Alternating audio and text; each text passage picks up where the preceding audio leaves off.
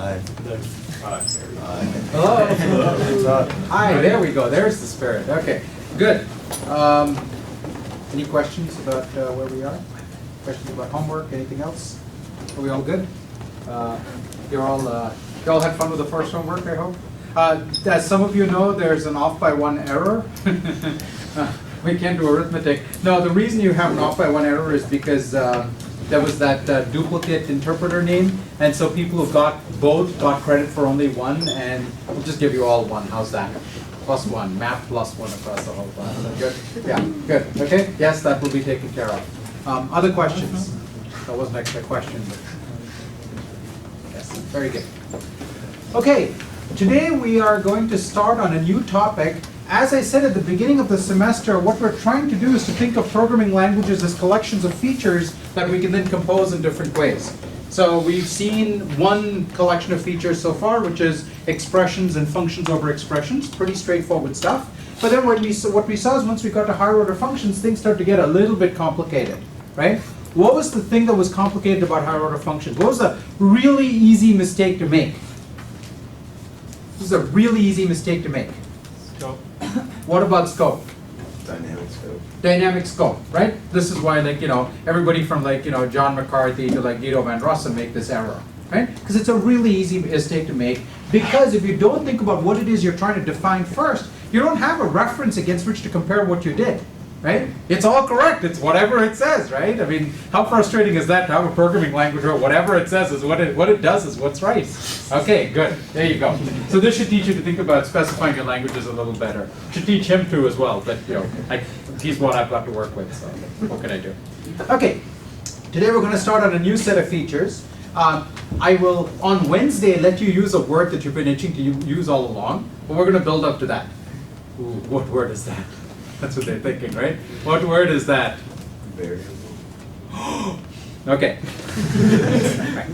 So here are three little programs.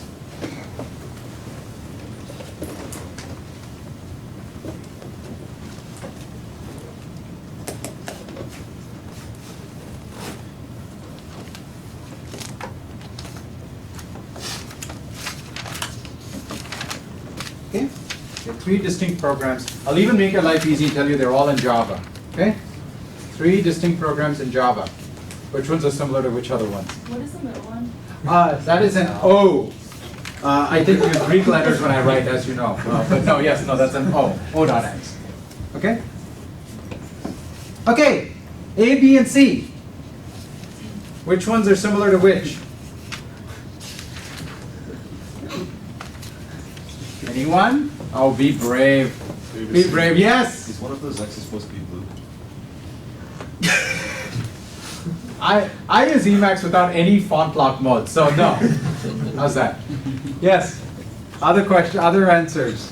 Which of these are similar? Which of these are different? A is similar to C. I beg your pardon. A is similar to C. Yeah.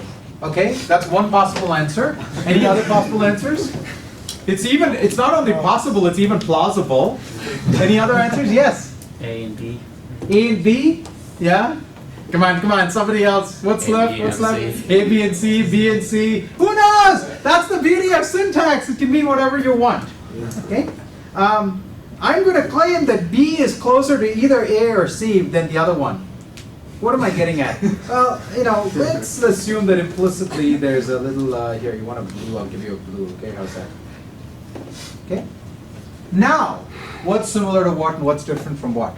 Let's say there's no this sitting in front of C.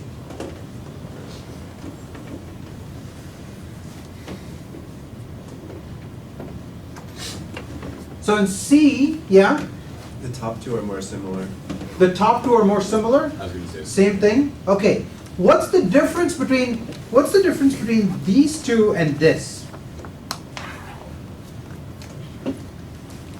They're exactly the same syntax, right? The notation is exactly the same. Yeah. And setting fields as an object rather than a variable?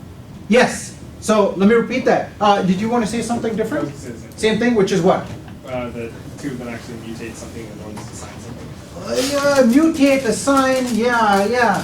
Seems like that'd be pretty context sensitive because the third option is going to be whatever X currently is. Yeah, so I'm assuming that X is not a field of the current, of sort of the current object or anywhere in its chain, right?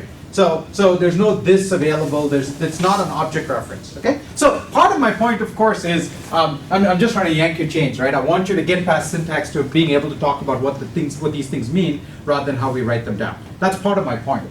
The other part of my point is actually a more subtle one, which is this equals notation actually means two completely different things. Completely different, okay? And what we're going to do this class and next class is explore exactly what those two meanings are and how different they are. In fact, it will turn out that the other meaning there's about 2 to 3 variations of each of these meanings.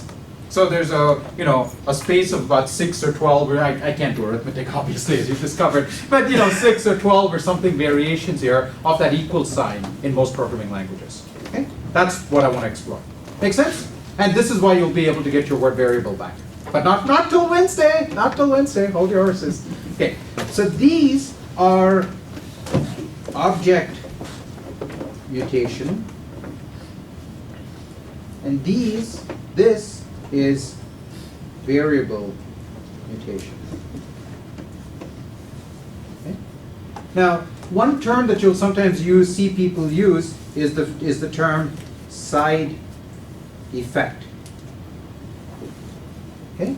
Meaning the computation is trying to compute something, and on the side it happened to have a little bit of effect, but this is a terrible term.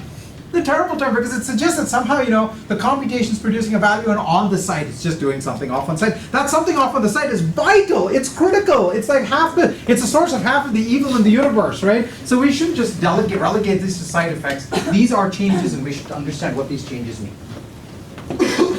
So this class, we are going to study the first category. I have not yet gotten to objects. Right? One of the things I'm trying to do in this class is to build ourselves up to a full programming language. The only thing I assumed that coming in is that you'd had 6th grade algebra or something like that, right? That was the only thing I assumed at the very beginning, and we built everything up from there. From there, we built up our knowledge of functions, that's first order functions, like top level functions. Then we built up our knowledge of nested functions and having anonymous nested functions. And now we're building up our knowledge of state. And then from there, we're going to build up our knowledge of other things like recursion and objects and so on. So we're going to build everything based on what we already know. Okay? So recursion is going to depend on state, objects are going to depend on recursion and state, and so on and so forth. Okay? So that's the progression we're going through. Today we're going to understand object mutation. But since I don't have objects, I'm going to consider a simpler form of mutation instead, which is, in fact, essentially identical. It's going to have all the same features, but it's going to be simpler to keep our language kind of small and concise. Okay? This is a feature that we have in languages like Racket that are known as boxes. Okay? A box is a single cell that is mutable. So there are 3 operations on boxes. You can box a value. So a box takes a value and returns a box of value. Okay. Unbox. Can anyone guess what the type of unbox is? If you haven't seen unbox before, can you guess the type of unbox? Guess. Come on. Everyone guess. V. Sorry? Box of V produces V. Box of V produces the V. It just takes the thing out. Okay? So what's the operation that's missing that makes this all interesting? Yeah, change the thing that's inside the box. Okay? So in Racket, this happens to be called set box bang, and the bang is your warning that something, one of these side effects is happening. Okay? What do you think the type of set box bang is? Come on, come on, come on. Yeah? Takes in a function that reduces it. Oh, it takes a function too complicated. Here, simpler. Box of V. You wish it did, but it doesn't. And it takes a new V, and it returns a void. The other thing you can do is you can just return the V, so you can change these side effects. Either one's a perfectly reasonable thing. Okay. So takes a box of V. So in the typed version of the language, we're going to demand that the thing that goes in, the thing that replaces what's in the box, be of the same type. Racket, of course, doesn't care, but typed Racket and typed PLAI language does care. Okay. Now, can you imagine an analog to this in Java? What would it look like in Java? Okay, dead silence. Fantastic. I want you to work with your partners and figure out the analog in Java. Start talking. Come on. Work in pairs. Could you build such a thing in Java? No single. No single. No single.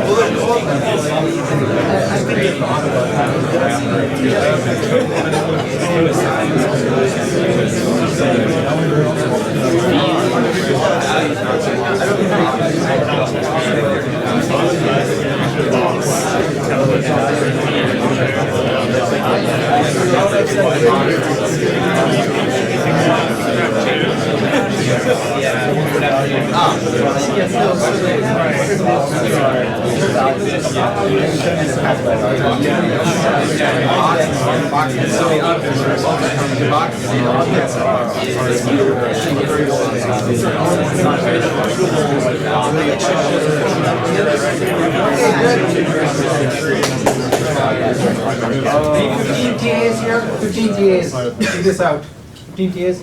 Not a single 15 TA here? Okay. 17 TAs? 15 TAs? Yes. Okay. What are we doing?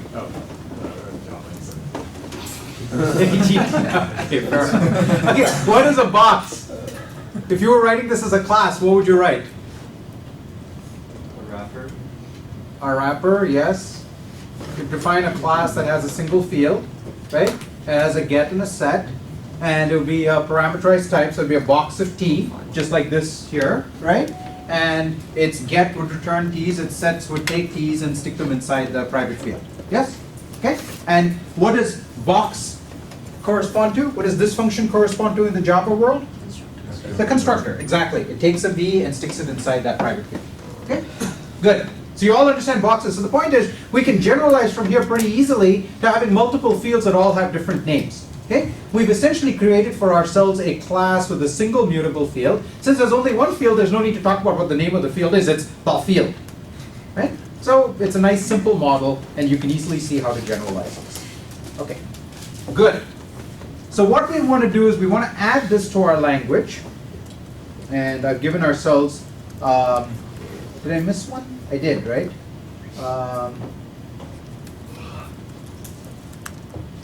Box is going to take expression E, which is an x per c. Okay. Box is going to take one expression. And then we have an unbox, a set box. And I've also given myself a sequencing operation. So two things that you can sequence. The idea being that the first one probably has some side effects, so its value is uninteresting, right? It's going to be some sort of void value. What matters is the value of the second one and the side effects of the first one. Right? So whatever mutation the first one does happens, and then the second expression returns some value. Yeah? So sequencing is really useful for that.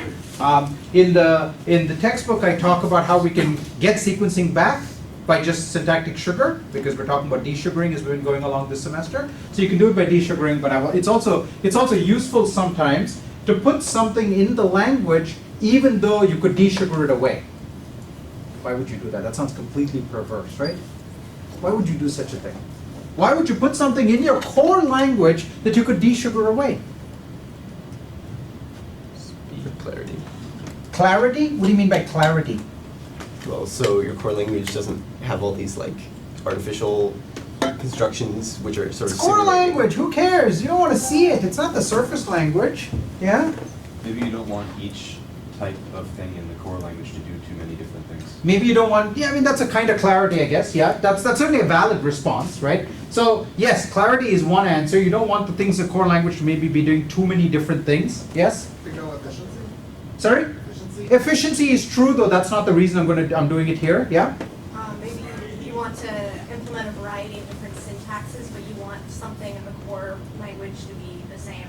Yeah, that's a good idea. Maybe you're going to superimpose lots of different languages and you want some sort of uniformity in what's in the core, yeah? You're going to want to desugar things to it sometimes, and if you have that in the desugaring step, then you're going to do some Yeah, but if you put it out in the surface syntax, you could just recursively desugar too, right? That's the one thing that's not a great reason. Because I could take this new feature, and if I could just put it in the desugaring step, I could write a macro. Remember we just briefly this idea of a macro? Just something that just desugars back into the surface syntax. And so it would still be available for desugaring. Okay?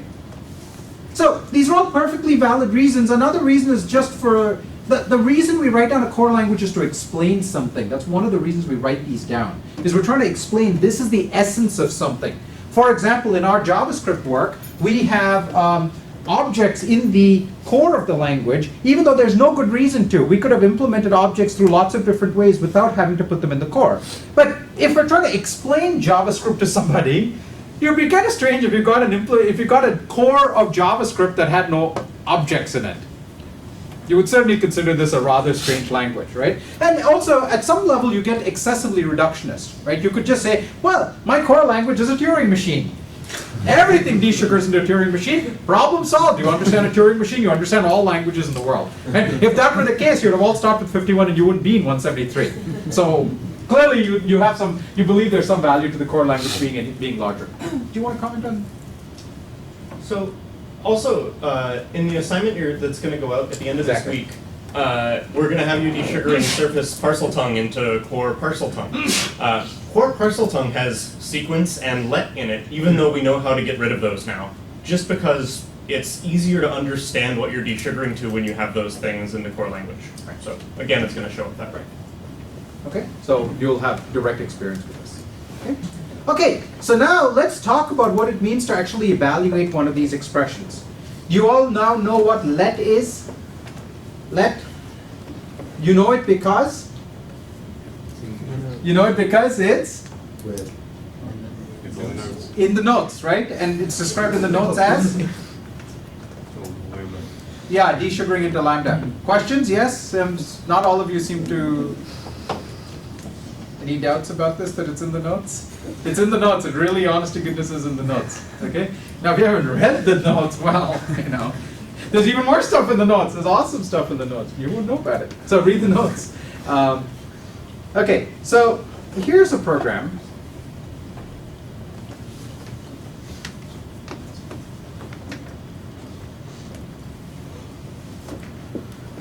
Okay, so I'm going to create myself a box.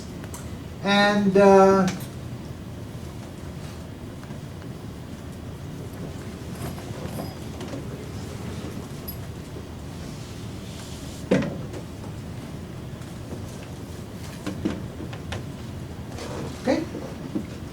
what is the value of this program? Not a trick question. Bingo. 1. Okay, not a trick. So what happens? B starts off initialized to 0. We're going to go into the box and change the value sitting there to 1. Then we're going to return that value. Okay? Couldn't be simpler. Yes? Yeah, isn't that a box? We have to unbox it. Oh, it's a box of 1. Okay. Ha! You tricked me. You tricked me. Okay. Okay. So this returns box of 1. Okay? Or had we instead written unbox B in place of B, we would have gotten 1. Yes? Was that what the hands were going up about? Very good. Okay. Okay. Good. In fact, I think I would prefer to just have one version of the program sitting here.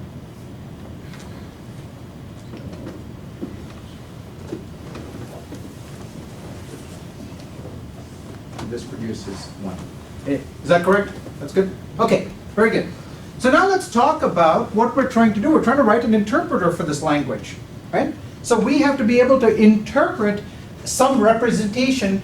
So for convenience, what I'm going to do is I'm going to write the code as if it's in like racket syntax, so that I don't have to write all these complicated intermediate terms, you know, plus C and mult C and stuff like that. I'll just write them in surface syntax, but all along, keep in mind that what I'm really talking about is terms. These are the kinds of expressions I want to take and represent in the core language, and then I want to interpret. Okay? So let is also the same as with, for example, in your homework. Right? So they're all the same thing. Okay? So I want to interpret this. Do you see something a little strange? This is a trick question. Okay?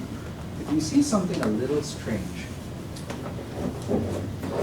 so far we've defined interpreters by recursive descent. Yes? They've been nice recursive descent. They start off with some expression, they break them down into the constituent sub-pieces. We ask what are all the sub-expressions, and we're going to recur on those sub-expressions. Correct? Okay. If we continue in this vein, there's something curious happening. Answer, yes.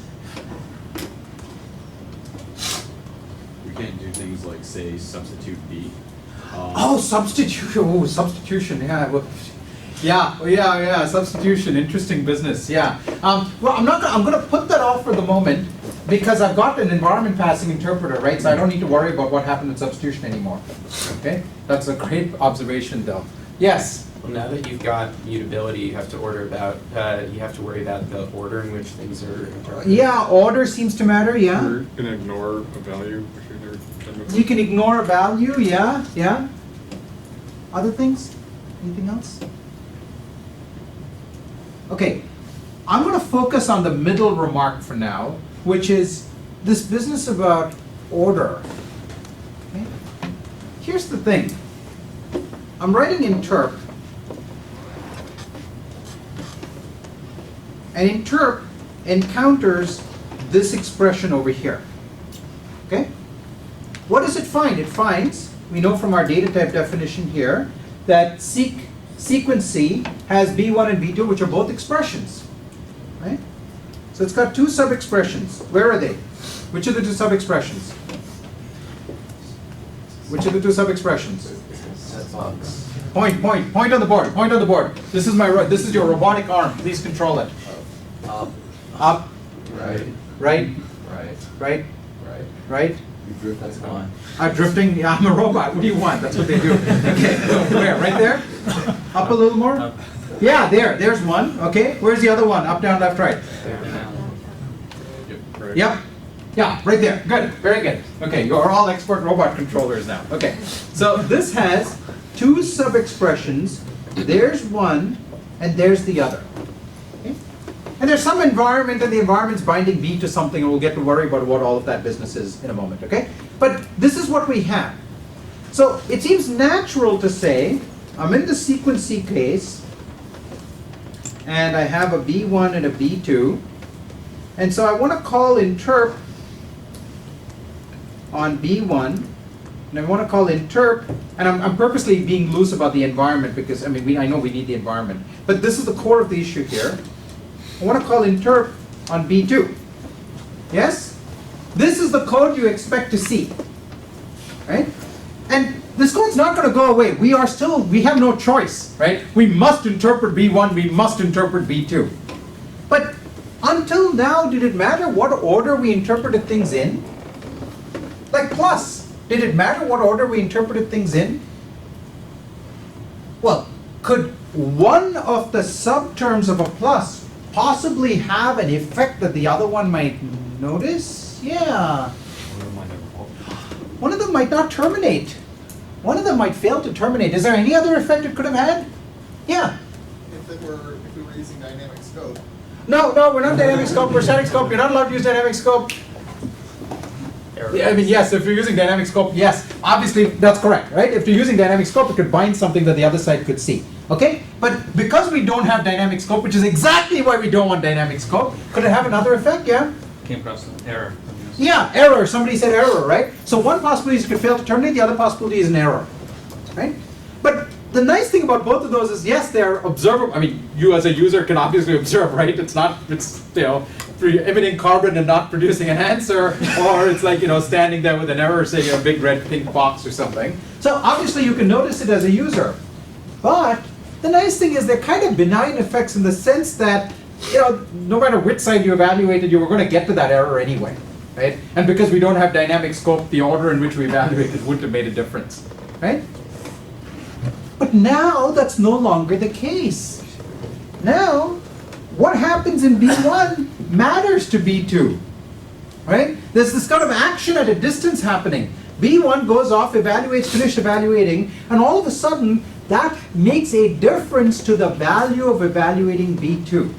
So if I take this expression over here, unbox B, move it one front end.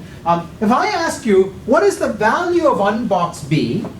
Until now, you'd have, if I said, what's the value of B? You'd have said, depends on where B is bound, right? But now you have to give me a more sophisticated answer. What is the more sophisticated answer you need to give me? Depends on which one you interpret first. Yeah, but just think as a programmer. Forget interpreters and stuff. You just think as a programmer. If I ask you, what's the value of B? Right?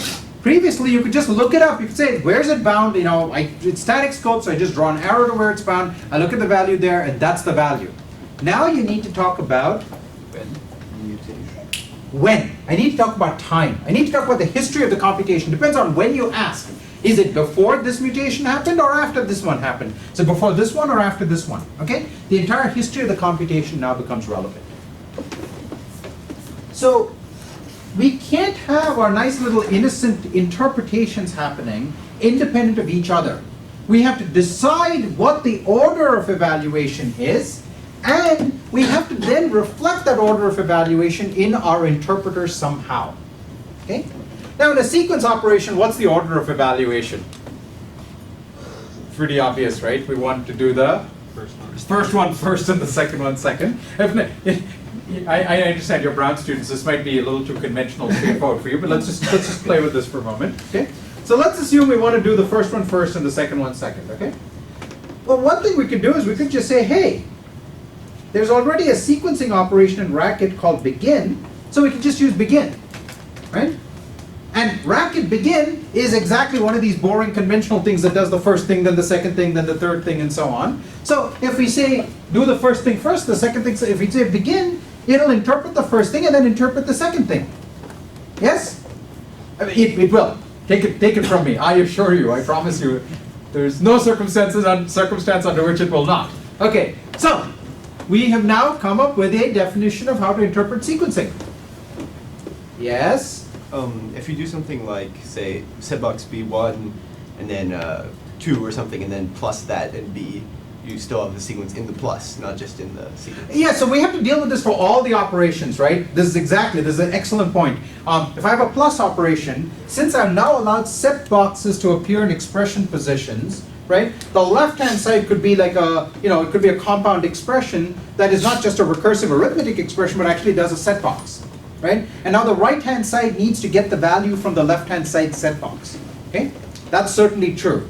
But even before we worry about plus, let's just talk about this.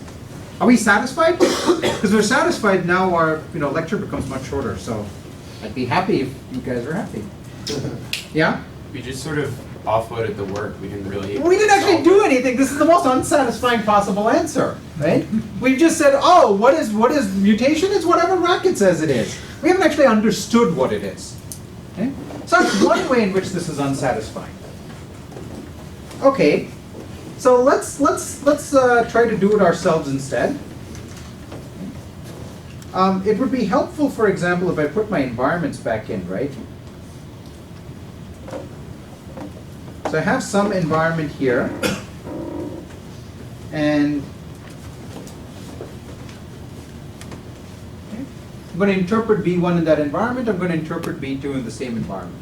Okay? That's what we would have done until now. Like in plus, certainly we use the same environment for both the branches. So in sequence also, we could just think about using the same environment for both the branches. Okay?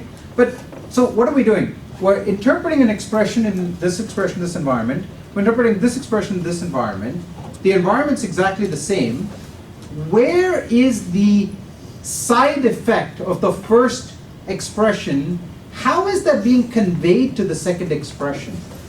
Is it being conveyed somewhere? Yes. It's going to show up in the environment of the second expression. Ah, there's an excellent idea. Okay, so here's our idea. Well, we haven't yet defined what setbox and unbox and all these things do, right? But here's what setbox could do. Setbox could say, hey, what are you doing? You're setting the box B from box of 0 to box of 1. Okay, so we could instead have interp. What does interp currently return? Interp returns values, right? Interp could instead return a value and an updated environment, right? So it returns a value and it returns a new environment that reflects the changes we have made in the process of evaluating each sub-expression. Okay? If we do that, what happens is this interp of B, so what's the environment going in here? The environment going in here is going to be something that binds, B to box 0. Okay? I'm being fast and loose with the representations. It's, okay? But here's what's going on. I'm going in saying B is bound to box 0. And now I get to the sequence case, which is this expression here. Okay? And I go evaluate the first sub-expression, and in the environment, I update it. So the environment that comes back out of this is going to say I'm going to continue to bind B to box of 1. Okay? And it is this updated environment that I pass into the interp when I go to interpret B2. Does that make sense? Okay. And now, when I interpret B2, what's going to happen? I'm going to unbox B. So first I'm going to look up B. When I look up B, what am I going to get? I'm going to get box 1. Okay? When I unbox it, what do I get? 1. And what's the answer I wanted? 1. Done. Okay? So you all see the pattern here, right? Every expression is going to take, interp is going to take an expression and an environment, and it's now going to return an expression and an updated environment that reflects the changes that happened in the process of evaluating that expression. Good? Okay. Everyone happy with this? Not the user, Why?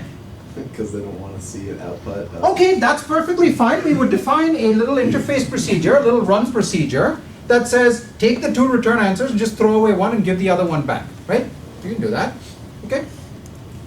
Good. So now even the user is happy. Yes? It's 10:33. If you watch Law and Order, for example, right? When it seals up, when they find the criminal at 9:35, what does that probably mean? Either the producers just completely screwed up, which I do, or Someone else did a lot more to it. yeah, someone else did it. Okay, what do you think? Maybe we shouldn't be so smug. Where's the hole? Where's the flaw? Oh, this is so subtle. It's so subtle. Boxes from one part of your program could get to other parts in ways that you don't like.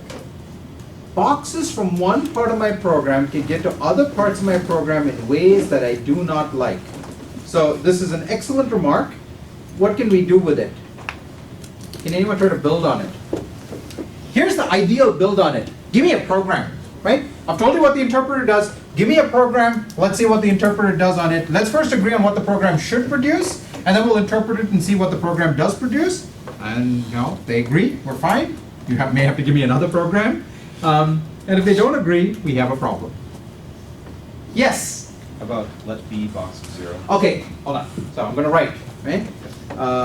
Let B box 0. Let C B. Let C. B. Oh, let C be B. Okay. Set box B to 1. Begin. Sure, yeah. Okay, begin. Set box B to 1. Return unbox C. Unbox C. Okay. First of all, what should this program produce? Well, B is box 0. C is the same box. Right? So when I unbox C, I should get back 1. Okay? If you're not completely sure, think back to Java, right? So I'm going to define a local variable B, and I'm going to say new box, right? And I'm going to put a 0 in it. And I'm going to say C is the same as B, so C is going to be bound to the same box. And then I'm going to mutate B, and it's the same box that C is also seeing. And then when I make the change and I unbox it, I'm going to get 1 back. Yes? parcel tongue return 0 for that? Parcel tongue. Okay, yes, so. Yeah, so in fact, as a matter of fact, that's a very good point. It's because of functional objects, and we'll talk about that in about a week. Yeah, okay. Yes? What's the problem? So if you just change the environment to rebind B to a box of 1, C is still bound to a box of 0. So if I change my environment to bind B to a box of 1, right? I mean, the alternative is I could change the box in the environment, but that means I would simply be using racket mutation operation to implement said box, and then we wouldn't have learned anything from that either, right? So I have to do two choices. Either I reuse racket, and then I don't learn anything, or I don't, and I have to bind it to a new box, and C is now not pointing to the same box, and that's a problem, okay? This is a really good example. There's an even better example.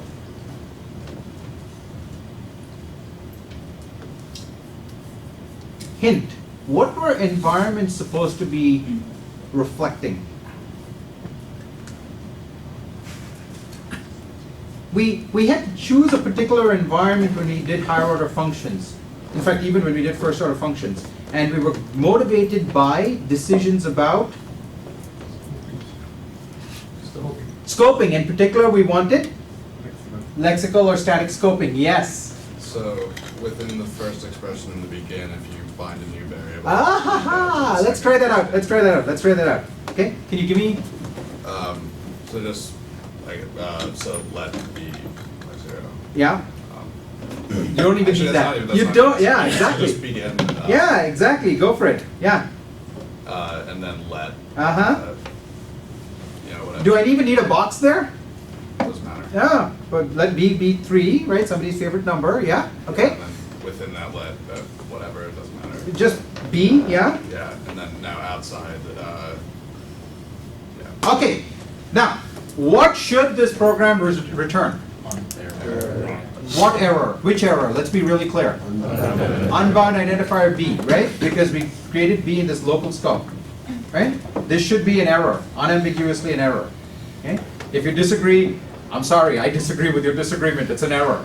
Okay? This is an error. Now, what happens if I take the environment from here and supply it over here?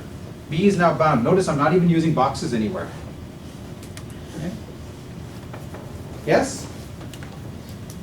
Yeah. That's because we implemented let with boxes. No, we did not. Oh. The let we did let last class when we'd never heard of a box. So nope. And it doesn't matter. The point is, it's still a problem. It's still a fundamental problem. This doesn't work. Okay?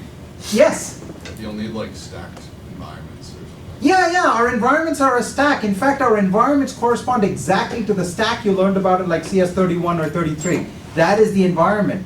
Okay? It's the stack, it's the nesting stack, and when you return, you sort of pop things off. In 31, 33, you explicitly have a pop operation. Here, when we return, we just go back to an older environment that is one binding smaller, and it's exactly the same as a pop, except the pop is kind of for free, and we can talk a little bit about where the pop went, but it's exactly stacked environments, right?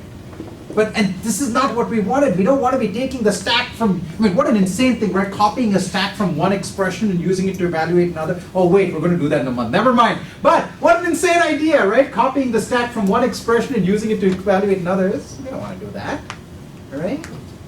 The stack has two things. One thing makes sense to copy, the other thing doesn't make sense to copy. That's the really weird thing, okay? And we'll copy the part that makes sense to copy in about 2 weeks or so. Okay?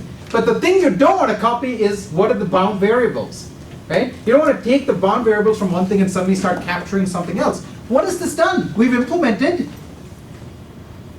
dynamic scope, and that's exactly the thing we didn't want to implement. So there's a germ of a good idea here. The good idea is we have to somehow reflect the changes that happened in one sub-expression and pass them on to the evaluation of another sub-expression. That's the good idea, okay? That was the good part of the insight. The dangerous part of it is that we should use the environment to do it because the environment was responsible for making sure we use static scoping. Okay? So, if you think for a moment about that, there's an idea that comes up, which is maybe we should separate out these two things. Leave the environment to be itself, right? The environment is still the thing that sort of stack-like and maintains static scoping, but there's this other thing that's going to record the dynamic history of the computation. This other thing is going to record the history of the computation, or at least the sort of the latest, it's sort of, it's an archaeological thing, right? It records these layers, but all you see is the top layer at any given moment, okay? There's a name for this thing. You've seen this in 31, 33 in architecture course. It's called memory, right? It's your memory. That's what your memory is. It just sticks around. It just comes along throughout the computation and pop and push and stuff like that. Right? The memory just keeps coming along with the whole computation, and at any given instant, it's a snapshot of the current state of your program. That's what we need. Okay? So what we're going to do is we're going to split up our environment and something called a store. Okay? I'm using the word, I could use the word memory, I could call it a chip for all you care. I'm using the store because that's a conventional term in programming languages. So again, if you go on to study something else in PL, you'll see the word store. Okay? So the store is a mapping from what to what. It's a partial function from store locations, right? Addresses, memory addresses. So locations. And what happens when you look up a location? You find a value sitting there. Now, can you guess what the type of environment is now going to become? It's going, come on, guess. Mapping the locations. Mapping what to locations? Symbols. Names, right? So it's going to map identifiers, names, symbols, whatever to locations. Okay? And observe very carefully, it's no coincidence at all that these two are going to compose very nicely. They're going to compose to give us exactly what we had before. So the environment is going to stay exactly as it was in terms of the way it flows through the program in the recursive descent tree-like fashion. The store is the thing we're going to pass in and then pass back out. Okay? So I'm going to define a data type called result. And result is just a container that holds these two things together. It's going to hold the value that's coming back, and it's going to hold the store that's coming back as a result of evaluation. Okay? This is going to have exactly the same nuisance you pointed out before. Our answers are going to have all this gobbledygook that the user doesn't want to see. You're going to have to filter away one of those pieces. Okay? So this is just a simple constructor that holds onto the value that's coming back and the store. So the type of interpret now becomes, it's still taking an expression, it's still taking an environment, but we've not changed our environment to map names to locations, and it's going to take a store and give back a result, which is the value we used to have before, and the updated store. And now you can see how this is going to play out, right? We're going to get back, our environment is going to be the same. It's going to say B is at location 1000, B continues to be at location 1000, okay? But what is at location 1000 is determined by the store, and in the first call to interp, it's going to be the value 0, and at the next call, it's going to be what the set box bang is going to update it from what location 0, location 1000 goes from 0 to 1, and so the next recursive call, right? Location 0 is now going to map to 1 because the store is changing while the environment stays the same. Clear? So I'm going to show you a few interesting cases of this. Let's first look at the number case. The number case, there's no mutation. The store doesn't change, right? Just evaluating a number doesn't change the environment, doesn't change the store in any way. So in the number case, we're going to evaluate a number, and we're just going to return the number numeric value we used to before with its store. In the lambda case, again, we're going to return the closure and its store. Why is the closure not closed over the store? Should the closure have closed over the store? That's the whole point. That's the whole point. We don't want the closure to close over the store. It would be like at the point I create the closure, it'd be like making a clone of everything in your memory, your whole, like you copy all of your chips, right? You stick a new chip in there and just copy everything and then keep the chip around with the closure. That's not what you do. You leave the store keeps mutating, right? So even if it closes over the box, its environment tells it where the box is. But the store tells it at the point of use what the latest value of the box is going to be. The example we got at the very beginning, right? The environment still says where it is, but the store says what its value is at the dynamic point of looking it up. Okay? Identifiers now become this composition of lookups. Okay? I have something called fetch, because we're talking about stores. So we're going to look up the environment to get the location, and then we're going to fetch the value out of the store at that point in the location. And again, this is an operation that doesn't change the store in any way, so the store remains the same. Okay. Now, let's get to sequencing. Yes, question. In the last one, Yes. Is it possible that the store has things in it that when you do the lookup, you could never get to? Oh, that's an excellent question. That is point number 3 in section 8.8 of the book. The answer is yes. Okay, and we will devote a whole 1 or 2 lectures to it, to something known as garbage collection. Yes, there will be garbage in the store. Absolutely. Okay, good.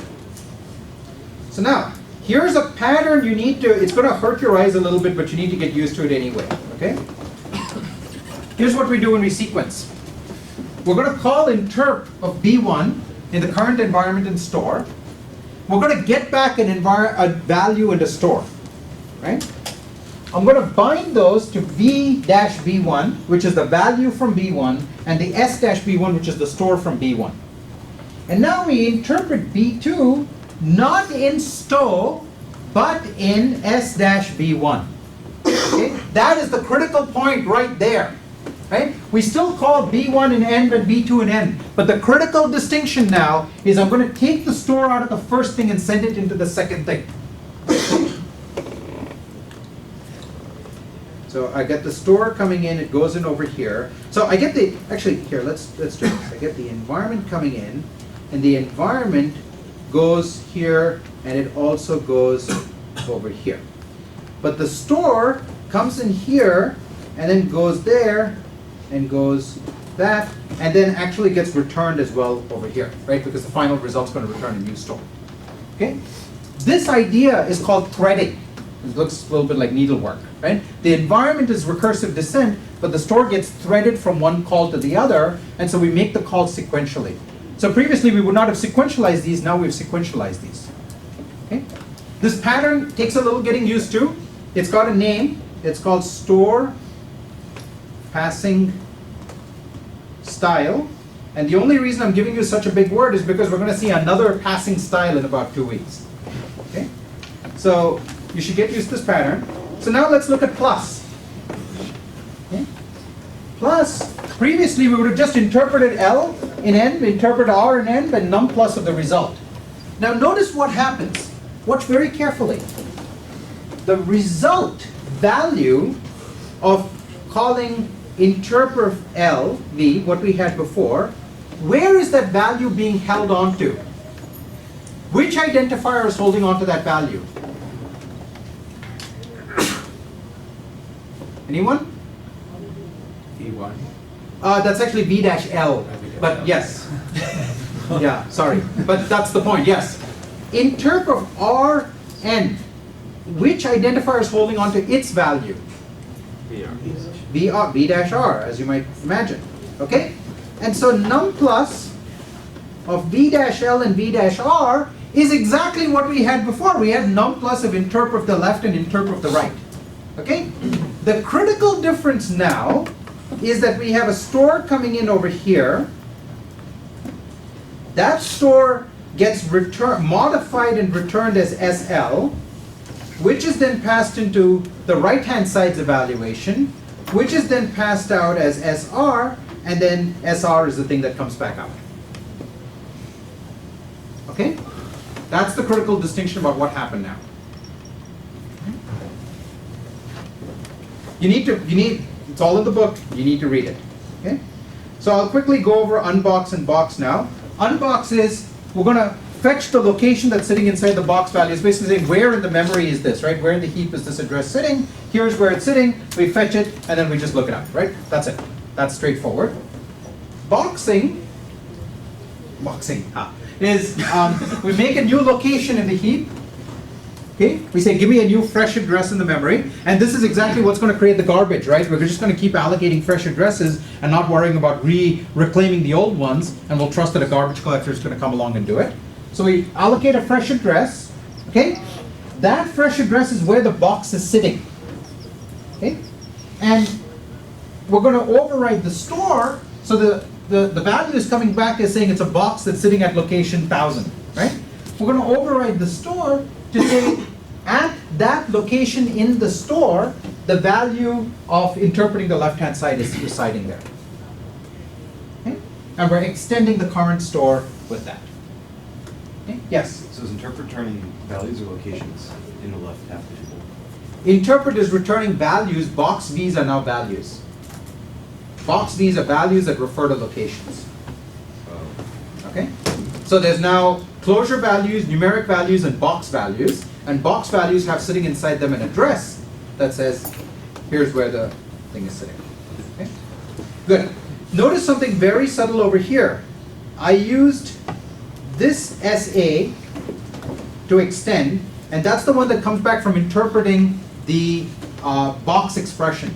Because the box expression itself may contain side effects, right? I might have said box of begin, set box bang, something something, and return some value, and so that value is what's going inside the box. But in the meanwhile, I've gone off and changed something again, right?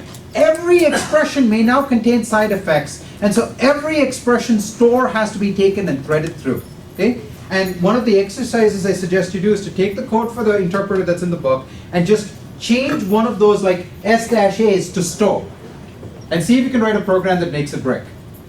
When you do, then you've like totally gotten the zen of it. Okay? All right. So the book contains the definition for set box, and it contains the definition for application. I apologize that there's a fair bit of reading for today. It's because there's a lot of detail, and one of the things I do in the notes is I work through several steps. I work through like bad examples, like we did in class. I work through multiple bad examples and talk about the interaction with closures and stuff like that. So there's a fair bit of material. The next class's reading material will be much less because we've already got all of this, I hope. Because we've already got all this figured out. So please start reading though. It's really important that you read, okay? And there is a quiz to force you to read. Right? Questions? Yes? At the risk of giving a hint to anyone who's going to keep working on the Parseltongue testing assignment, Shurum's comment about forgetting to pass a store on is one of the interpreters, the broken interpreters that almost no one got. The bug in the interpreter is forgetting to pass a store on. Enjoy. Bye.